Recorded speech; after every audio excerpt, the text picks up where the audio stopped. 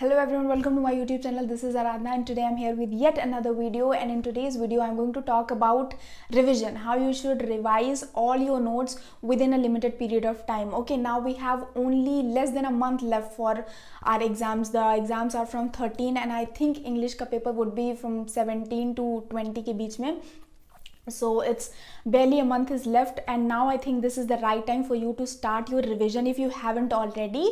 So today I'm going to talk about all the things that I used to do to revise all of my notes. So yeah, without any further ado, let's get into today's video and let's see how you should revise all your notes. Now when it comes to revising, there are a lot of strategies that you can use, and it varies from person to person because everybody is different and everybody's way of memorizing things is different. And there is no doubt that you have to revise a lot of things. You have to memorize a lot of things in order to clear this exam or any exam for that matter. So I am going to talk about basically the things that I used to do during my preparation to revise all the things. Okay, so one of the most important thing that I think you should do is that you should make a chart of how many days you have left in your exam before starting off with the revision, so that you know that how much time do you have in your hand and how much you have to revise. Also make a list of all the topics that you have to revise so that you keep a track in your mind that you know all of these things are left for revision. And when you revise all those things, just keep a track of how many things have you revised and how many times have you revised those things. Okay, so I'm going to tell you how you can keep a track of all of these things, and I'm going to show you how I used to keep a track of all these things. Okay, one of the most important questions that I've got in the comments of my video is that how to revise all of these 10 units in less than a month. Okay, so the thing is that this was the problem with me as well, and this is I think the most common problem everybody gets who is preparing for the exam. For me, I had these 7 copies with me that I had to revise in less than a month, and the thing is that is a strategy. Okay, you have to strategize these revisions. Okay, I think one of the most important thing that you have to do is you have to make a chart of how many days are there for you to revise all these 10 units, and then divide topic wise. You know, some of the topics are very lengthy. For example, British literature, literary criticism, literary theory are very vast, and some of the topics like cultural studies and research methodology, these are a little bit less on the lighter side. So the thing is that you have to give less time to these small topics, these small units, and you have to give way more time to these lengthy units like British literature and American literature. So the thing is that you have to strategize your revision. So for that, what I did was that I made a kind of chart for myself so that I keep a track of how I am revising and what are the things that I have been revising. So in order to keep a track of your revision, you should make a chart like this. Okay, I'm gonna show you a chart I made during my preparation. I made a chart like this. Okay, here I have written all the topics that I have to revise, and you can see I have made like 10 columns for revision. So I plan to revise every topic 10 times, okay, before the exam. Okay, I think 7 to 10 times revision is a must for cracking this exam. So I plan to revise it 10 times. I actually plan to revise it 12 times, but then I thought like I am not going to revise it 12 times because itna time hi nahi tha.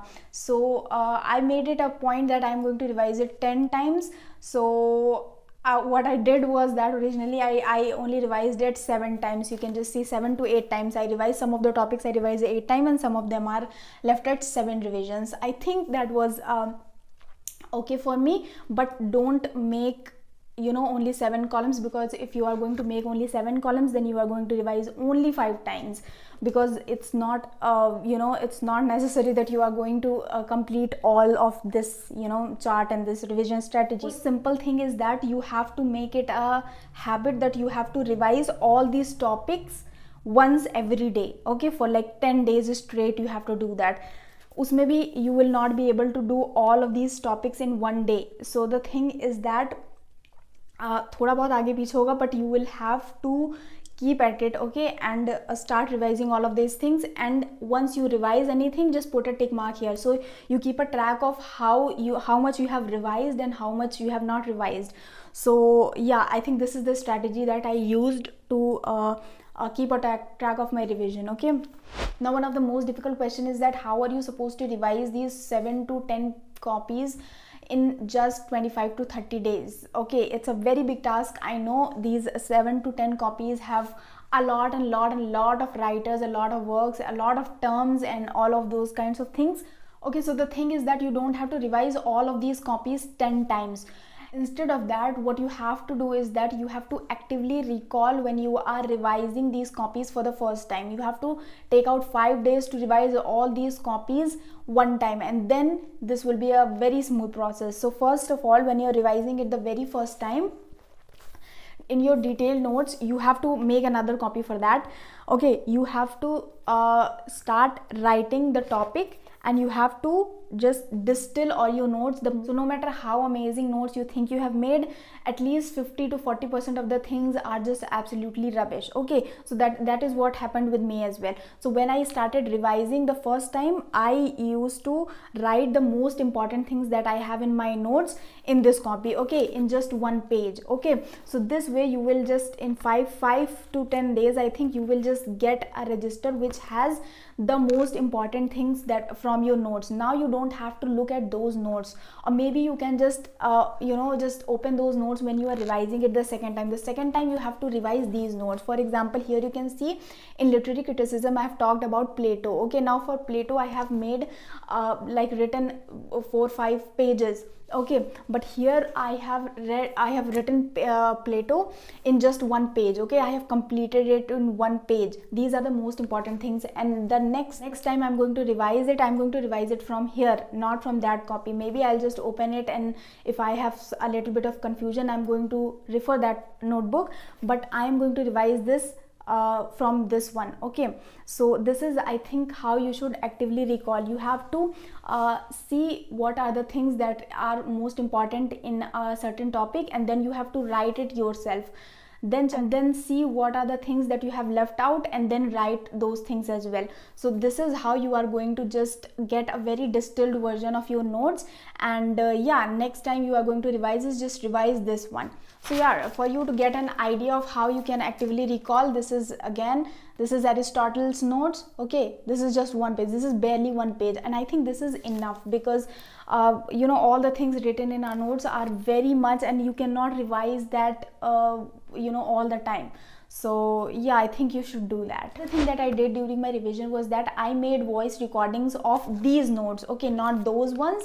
I made revision audio recordings of these notes, and I used to listen to those notes when I was not actually actively studying or anything. I used to take a walk or anything, then I used to just plug in my earphones and I used to listen to those. So sometimes those kinds of things also stick in your mind, and those help you actually a lot. So you can do that if you want to do that, though it's a very optional thing. If you want to do that, you can do that. So it's kind of like an audio lecture that you can passively memorize and revise. Okay, so yeah, that's another option. Now another very obvious question that you people have asked in the comment section is that now that you don't have a lot of time in your exam, should you keep on exploring new topics, or you should just revise all those things?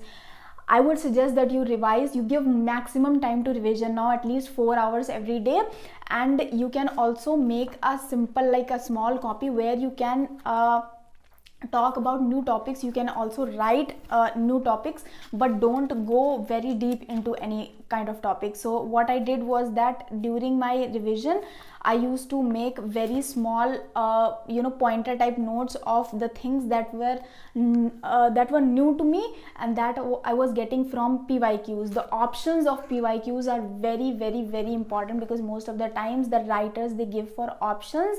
They are going to ask questions from that one, from the next year, or whatever. So you don't leave those options. Those options are very important. Start solving PYQs for, like, when you have only 1 week left for your exam, then stop doing PYQs. Do all the PYQs that you can. Now that you have your notes, you are revising it, just get on with the PYQs so that you get confidence. And when 1 week is left, then leave those PYQs as well. Okay, because in the last, if you are going to do PYQs and you are not going to get them right, then you are going to just get discouraged. Okay, another thing you can do to assess yourself that if you are ready for the exam or not is that you solve the whole question paper previous and keep a track of how many questions are you getting right. At least do 3 question papers, and if you are getting like 50 plus marks or 60 plus marks in 3 question papers, then you can be assured that you are going to get at least 50-60 questions right in the question paper. Okay, so that is the kind of assessment that you can do. Okay, I'm talking about English literature paper. So this is how I think you should assess yourself. At least do 3 question papers, and then you can just get an idea ki how much syllabus have you covered and how prepared you are, okay, for the exam. So this is one of the ways that I also did my assessment. I did not take any mock test. I just did practice for paper 1. I practiced PYQs though. I made a lot of notes, very small notes on the options given in the previous year question papers, and yeah, this is how I prepared my paper, and this is all how I revised during my preparation. So I hope you all like the video. I hope this video will be helpful for all of you, and if you have any question then you can comment that down in the comment section, and also you can DM me on Instagram. I will be replying to all of you, and yeah, I think that's it for today, and next video will be on literary criticism, so stay tuned for that, and share with this video, like it, and subscribe my channel for more such videos, and bye bye for now. Okay, there's one thing that I forgot to talk about in the video. It is that when you are revising anything, just highlight the terms given by any writer. For example, in cultural studies, literary theories and literary criticism, there are a lot of terms associated with every writer. So you can just make a list of all the writers and in front of them write all the terms that they have given. Okay, you don't have to write about the their date of birth or anything, but you have to write those writers chronologically and also the kind of terms they have given. Okay, so this is one thing that is going to help you a lot, because there are a lot of chronological questions asked every year. So yeah, this is one thing I just forgot to include in the video. Okay, another thing that you can do to revise the names of the book and of the writers is that you can download the pictures of the book in your mobile, and you can just scroll down all of those books every day, once every day, to get that picture in your mind, so that it clicks in the examination hall that this is the book written by which writer. Because visual memories are much more easy to keep it in your mind. So I think that helped me a lot, and I have I also made a lot of folders like this for cultural studies, for literary criticism, and all those kinds of things, that this writer wrote this book and this is the picture of this book. So it is in my mind that this was the book written by this writer and its cover was like this. So you don't have to put in a lot of effort. Just every day just scroll through all of those pictures and just once revise all those names of the book and the writers. I think this is also help you. These are small tricks that you can just creatively do all these kinds of things to just get all those things in your head. Okay, so yeah, I hope all this will help.